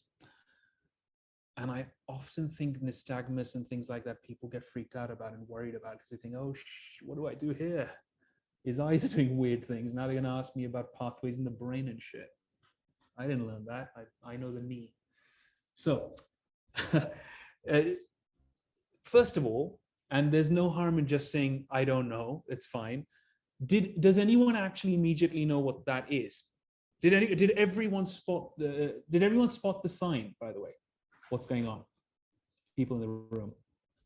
What is the sign? Because lots of people nodding. Oh yeah. What's the sign? Anyone? Okay, I'll give you a little clue. If you didn't spot it, you said something. Go on. It is internuclear ophthalmoplegia. I'm going to give you a clue about how to pick this up better. The people who didn't see it. And now you will never forget it, and you'll see it much easier next time. You're getting the patient to look one side and the other side. First of all, that thing of look one side and the other side, it's often done for internuclear ophthalmoplegia. That's the reason to do that. And this is how you do that test. And the reason I wanted to do this is because you will all have read about this and not understood it potentially because you've not seen it done. And I wanted to show you how you do it. Can you look here? Now look here as fast as you can, just keep going back and forth. The way to train your eyes to see this properly, focus on the patient's forehead. Don't look anywhere else. Don't look at the eyes. Look at the patient's forehead as I play this again. Just look at the forehead. And you're going to notice something. Let the eyes be in the peripheral vision. Focus on the forehead. What you're going to see is that the eyes are failing to turn towards the nose. And when they do that, they just slow down, and then the other eye has a beat. And the reason you're spotting that when you look at the forehead is because the rod cells in your retina are better at picking up peripheral stuff because they're looking for carnivores in the jungle and stuff like that. That's the evolutionary advantage. So that you're looking at dark spots, and that slowdown will be more perceptive. At least to me it is. And that's how I can explain it to myself. So if you just look at the forehead, you'll see that he turns and then this eye suddenly slows down. It can't fully turn in. And then the other eye also, same thing. And as soon as it slows down, the other one gives a beat. The one that's turning outwards gives a beat of nystagmus, and the other side as well. Did everyone catch that? Want me to play it one last time? I think just out of interest. I think I got this from YouTube. So if you just Google or YouTube internuclear ophthalmology, you'll see this video. Oops. Watch the forehead. The eyes are failing to turn in all the way. They just slow down at that point, and then the other eye that's turning outwards has a beat on each side. This patient actually has a bilateral internuclear ophthalmoplegia. And the way to catch it is to not look at the eyes, just look at the forehead, and you will see it. That beat of nystagmus. It's very subtle each time. It's the eye turning outwards just suddenly gives you a little beat. And the one turning in just slows down right at the point where it's about to turn into the nose. It doesn't completely stop. It keeps going, but it does slow down. That's internuclear ophthalmoplegia. Yeah, I hope that's okay. Does that make sense? Probably not, but okay. This is the second half of that test, which people often forget. So one is to look here, look there. And the other bit is, can you follow my pen as it comes, or my finger all the way as it comes to your nose, and the eyes can converge normally? This is demonstrating that the patient at the top, this guy, I took this from a book, obviously, I just took a photo of it. This guy's trying to look towards the right of the screen, okay? But the eye on the left of the screen is failing to intern. So his left eye, or rather his right eye, the eye on the left of the screen is failing to turn towards the nose. However, he does manage to turn it all the way in when he actually, this is not the best example because they're meant to bring it here so to show that convergence is normal. Convergence is fine. So the eye can turn inwards. It just doesn't do it when it's doing it in synchrony with that eye turning outwards. So the eye is physically able to, and that's the other half of internuclear ophthalmoplegia. The eye can actually do it. It just doesn't do it in synchrony with the other eye, turning that way. That's the point about INO. It can be one or both eyes, so it can be unilateral, bilateral, and it's a failure of adduction or internal rotation or whatever you want to call it. A neurologist won't particularly mind how you describe this. They're not surgeons, so they don't mind about the exact anatomical description here. The eye is failing to rotate inwards. The eye is failing to intort. The eye is failing to look towards the nose. The eye is failing to adduct. Whatever you want to say is fine, as long as you're describing the sign is the more important thing. The convergence is intact, so the eye can actually turn inwards. It's just does it only when you're looking at one point and both eyes are coming in. This is intranuclear ophthalmoplegia, which is most likely due to a lesion in the medial longitudinal fasciculus. And that's the only bit of neuroanatomy you need to learn from me. That's it. If you remember that, then you're heading to a gold star, because actually that's probably more than most medical students. And it's just a very specific bit of neuroanatomy. And the commonest cause of this, it depends a little bit on the age. In younger people, the commonest cause is MS, multiple sclerosis. And then in older people, stroke starts becoming a bigger cause, so cerebrovascular accident. So cerebrovascular accident or stroke.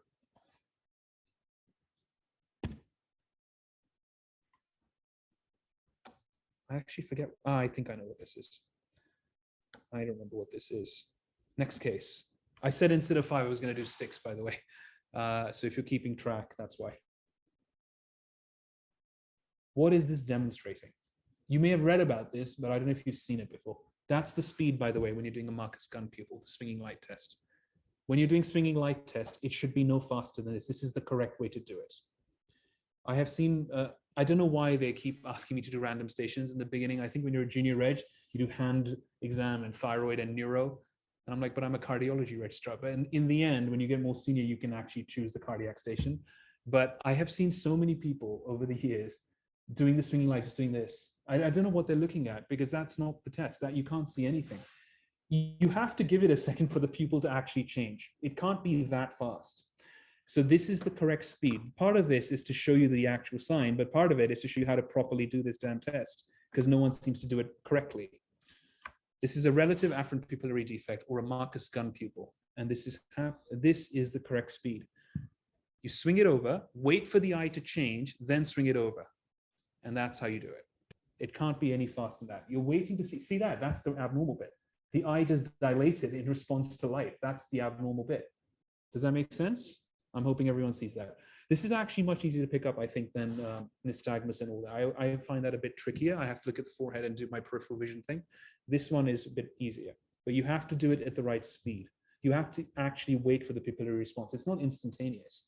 You have to give the muscle a second to tense and relax and all that kind of thing. So it has to be done at the right speed. So why do I bring it up here? Because multiple sclerosis can cause two things. It can cause internuclear ophthalmoplegia. It can cause lots of things. But in the eyes, it can cause two major things. And it can cause optic nerve damage. So optic neuritis, right? That's what you would have heard about, optic neuritis. What's the earliest sign of optic neuritis? It's probably a relative afferent pupillary defect. It's probably one of the earliest signs that you have got some optic nerve damage happening. That's an early sign of optic neuritis. Eventually, the patient will develop loss of color, loss of visual acuity, which is what VA stands for, optic atrophy, central scotoma. So they will get towards, if you leave optic neuritis long enough, they are heading towards losing vision. But it starts with one of the earliest signs, loss of the or a relative afferent pupillary defect or a Marcus Gunn pupil. They may also start losing red vision. That's a bit early as well. Red tends to be the first one to start disappearing. It's very subtle. Can you give me any other causes of multiple sclerosis? They'll say, what's multiple sclerosis? You say it's demyelinating disease, right? That's what multiple sclerosis is. Other causes of demyelination? There's loads. HIV can do it. Chronic inflammatory demyelinating polyneuropathy. You guys know it by Guillain-Barré syndrome. Guillain-Barré is actually acute inflammatory demyelinating polyneuropathy. AIDP and CIDP is just the kind of more formalized version of Guillain-Barré. Neurologists have given up calling it Guillain-Barré. They want to inform us that they're very intelligent people, and they've started using more complicated terms. So Guillain-Barré's proper name is acute inflammatory demyelinating polyneuropathy. And when you get chronic Guillain-Barré, it's chronic inflammatory demyelinating polyneuropathy. Anyway, so it's Guillain-Barré. Guillain-Barré can do this. Chronic Guillain-Barré that never resolves is demyelination, right? Guillain-Barré is demyelination. It's often important to remember, I always say 3 causes of everything. Multiple myeloma. To be honest, you can also get this with Waldenstrom's macroglobulinemia. Any of the plasma cell disorders can do this, can cause demyelination, as can several lymphomas. That's the last case. See, we finished well on time. I said 1 o'clock, it's 10 to 1, we're finished. Guys, online, wow, loads of people have stayed back. If you are staying back, I'll take questions now. I'll take the live questions here first, and then I'll take questions online, if that's okay. Thank you for your patience. All 80-something of you have hung around. I really appreciate that. Why don't we take some questions? I'll leave the mic open for this, actually. Does anyone have any questions? Any questions? Yeah. I just wanted to the defects. Yeah. What is a good technique to do, especially if there's like a lot of light in the room? They might have like darker eyes as well. You should ask to see if you can turn down the light a little bit. If not, to be honest, you can probably just use your torch. Do you guys carry torches for the exam? They'll probably give you one, I imagine, right? I think they give us one. I think they have to, yeah, because you wouldn't carry between patients now with COVID. So I imagine they would just give you one. So I think to be honest, you should be able to see it. It's fine. You wouldn't like shade their eyes as well. Unnecessary. I think there's enough. Unless the room is super bright, I'm sure they'll be realistic about it. It's not going to be a major issue. Any other questions? No. No, it's unnecessary to put a hand between the eyes. I mean, if it's the shading thing. If you can't actually, if it's very bright in the room, then maybe. It's often helpful to just take the light down a little bit. Yeah, it is helpful. If not, then you can do a hand. Yeah, you can do a hand. It's not necessary, but like I haven't needed to basically in a normal room with light on. Any questions? Yeah.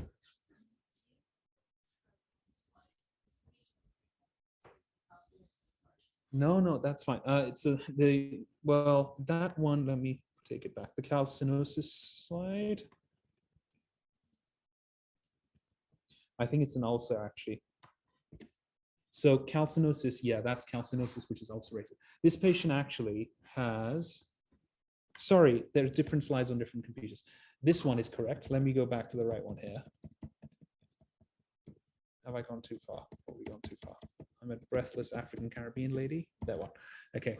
So the question is whether this is calcinosis. Yes, that's a calcinosis, and it's probably ulceration. It's incredibly tender, like it's exquisitely painful.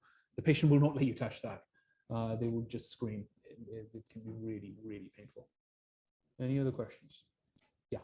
With these eye defects for MS, so because MS can be relapsing and remitting, Yeah. does that mean these eye signs can go away? Yeah.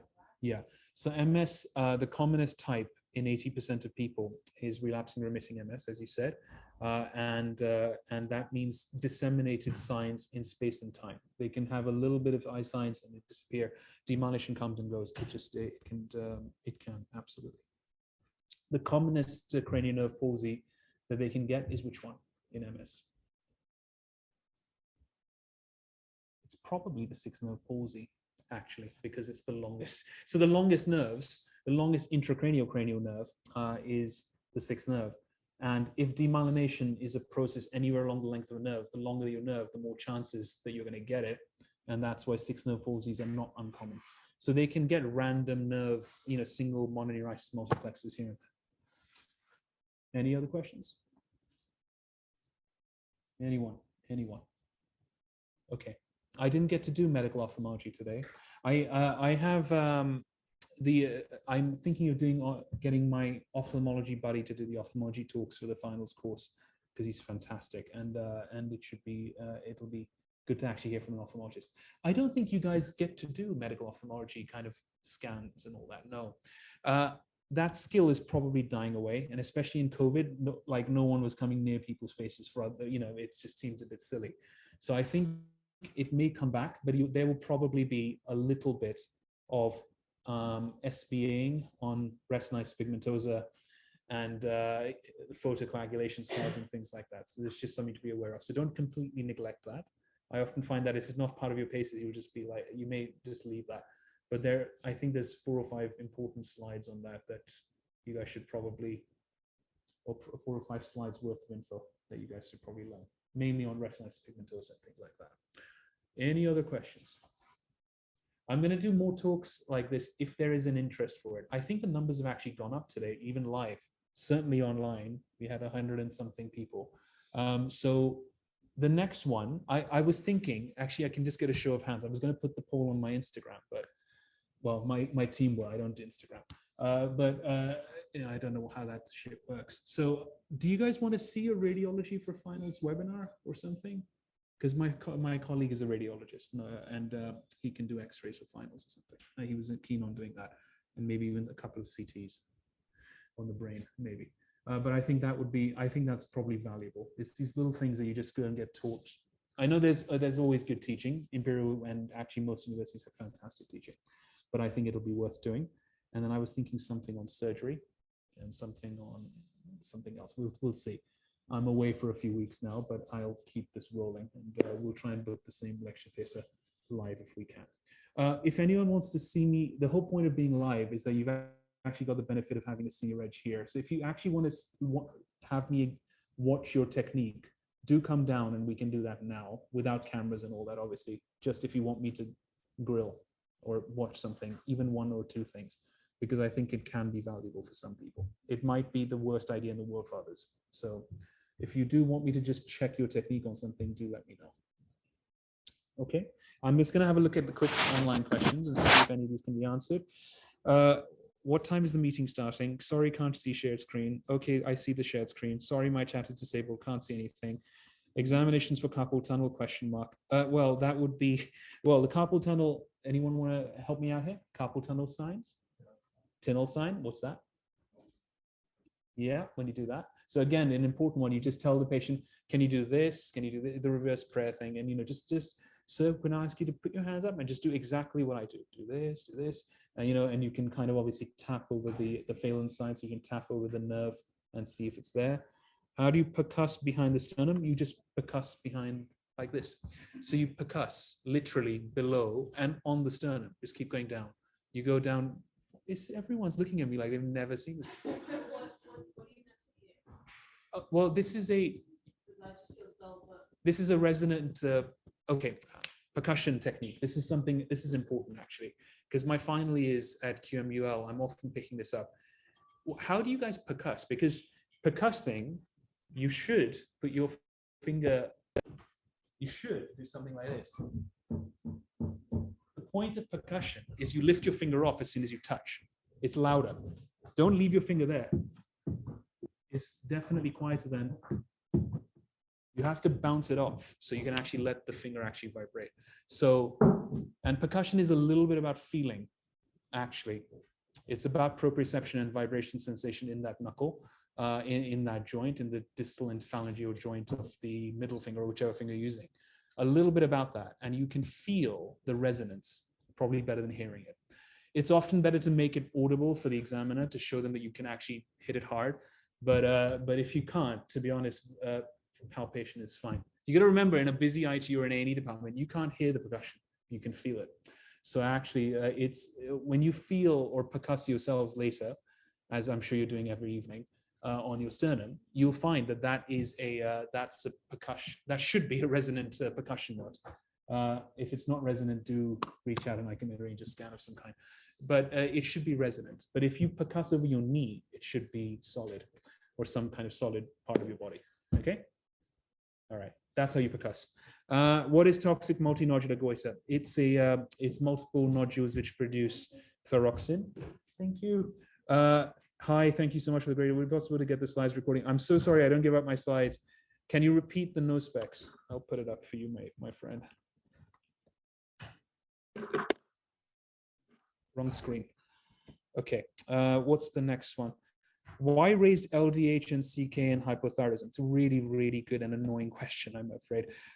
The reason is that hypothyroidism causes muscle inflammation. It causes a little bit of myositis. Now, the next question you're going to ask me is why? And I can't answer that because I don't know. I don't think anyone actually knows why it's causing myositis. I have asked that to my endocrine colleagues, but I have never had a good response. We just know that it does. A bit of mild muscle myositis is common, and that's where you get an LDH and a hypothyroidism. I'm just trying to find the right slide for you. Okay. Question. Thank you so much. Question. How would you perform the Sherber's test? Okay. So from behind the patient, you draw a line between the iliac spines, and then you mark. Does anyone tell me what happens next? Sherber's test? 10 centimeters above and 5 below, and then what do? You touch their toes, yeah? Yeah. Yeah, so a less than 5 centimeter increase is abnormal. Exactly. So you have 10 centimeters above, 5 centimeters below, and you ask them to bend forward, and then you mark the same points and see if there's a less than 5 centimeter increase, it's abnormal. So less than 20, as you say. Exactly right. And that suggests stiffening or reduced mobility in the lumbar spine. That's how you do that.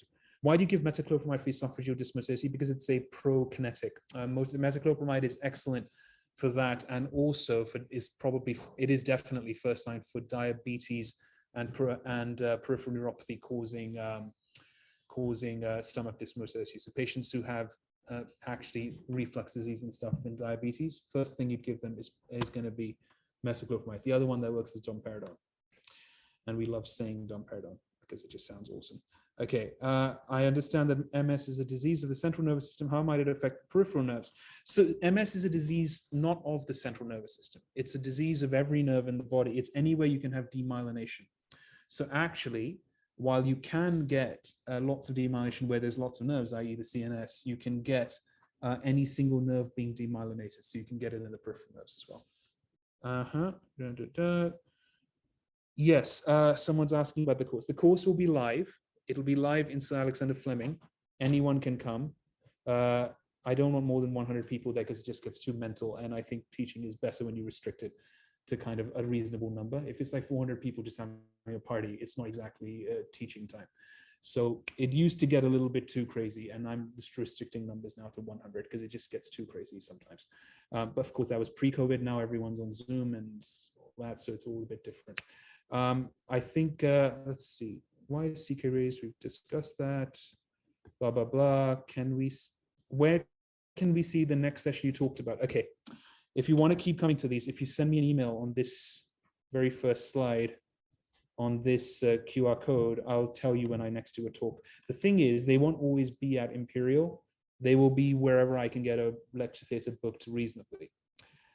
Booking the room here is not hard because I can just text Prof. Miran and he can help me out. He's always been very nice to me about things like this because he knows I've been involved in teaching here for some years and years.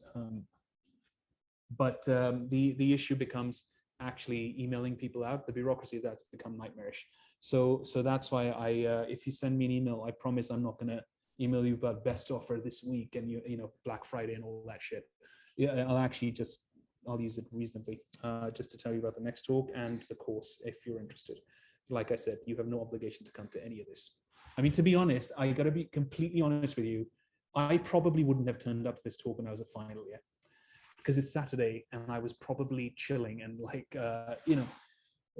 the best way to train for finals is to do things which are efficient. And I would hope this is efficient. This has not been a waste of 2 hours. I would hope. I try and keep it, high yield and as much as I possibly can. All I'll say is you're now what, 24, 23 years old. You're in your mid 20s. I believe in treating people like adults. So I never forced my final years on my cardiology ward at QMGL to turn up. I just assume if they're going to get taught by me and they like that, they'll turn up. So if they don't turn up, I don't dob them in and don't say I'm not signing up. I don't really care about that. There's an exam coming, and if you know how to pass that. So if you really don't know how to pass it, you'll fail, and then it'll that's your career. So I just assume people will be adults about this. It's completely up to you. I don't think you can carrot and stick that kind of thing.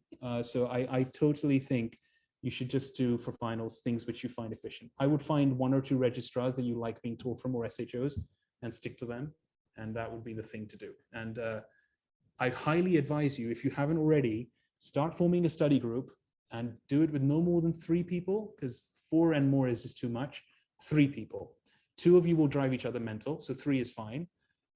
And 3 people in a study group, and you guys just meet for paces practice once a week and really grill each other. And there's no point just meeting each other and chilling out and noticing that, oh, he keeps doing the cardiac exam wrong, but I'm not going to say anything because I'm his friend. That's not being a friend. You don't want to, you should be finicky, pick up on things, get better. You guys should force each other to just be getting better and better and better. That's how I did it with my study group. It was, I keep saying that I'm lazy, but I also wanted to be a very good doctor. That was always in there. So I wanted my study group to grill me, and I grilled them, and we got really good together. And it was all about doing it that way. So yeah, there's competition, but it's also positive competition. You're going to be, put it this way, in 25 years time, and it will fly by, you will be treating each other's grandmas and shit in hospital when they're sick. There is no sense for not all of you to be, I want you all to be amazing, because it'll come back to my family and friends and all that. So you got to think of it as a big picture thing.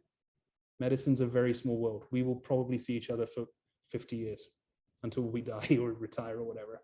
So it's essential. We're kind of all, there's a bit of a community spirit. That's my inspiration. We'll talk a bit, but that's why I think it is really, really essential, you guys. I know COVID has kind of done it all online and stuff. I think the whole teamwork thing, and I know it's a buzzword that gets thrown out about medics having to work in teams. It's essential. On wards, 9 p.m. you're stuck. Your mates on call who you went to med school with or whoever. You are all in it together, and the patients are kind of you're all treating the same patient at the end of the day. So it is all about working together, and you got to start just doing that a little bit more. I think it's time to get back to the post-COVID of we're going to be in the same place together. You're not going to practice with paces on Zoom. It's just not going to happen. That's just nonsense. You need to learn how to be around patients, around each other, talk to people. And the best paces candidates are the ones who are very comfortable in each other's personal space without being dodgy. That sounded a bit dodgy. You know what I mean, right? Just they're not shy. They're not afraid of each other because they've been on the wards. You can tell immediately the finals candidate who's clearly been in A&E and examining people, and the one who's obviously never been around a patient for 3 months. It's really obvious. You can see that because they don't know how to, they're afraid of the patients. They don't know how to shake hands and stuff. It's obvious if you've shaken hands 10 times a day and you just do it again as part of your job. You're a professional. You can just do that. I think some of that is stuff you can't teach, and some of that is stuff you can't practice from a book. You just have to get out there and just do it. You have to just force yourself. And I know Kareem probably says the same thing, Prof. Miran. He probably still says the same thing that he used to tell me and all of us in the big lecture theaters, which is you should aim to fully examine every system, one patient every week, he used to tell us. And it's, I used to tell us, and roundings should be every day.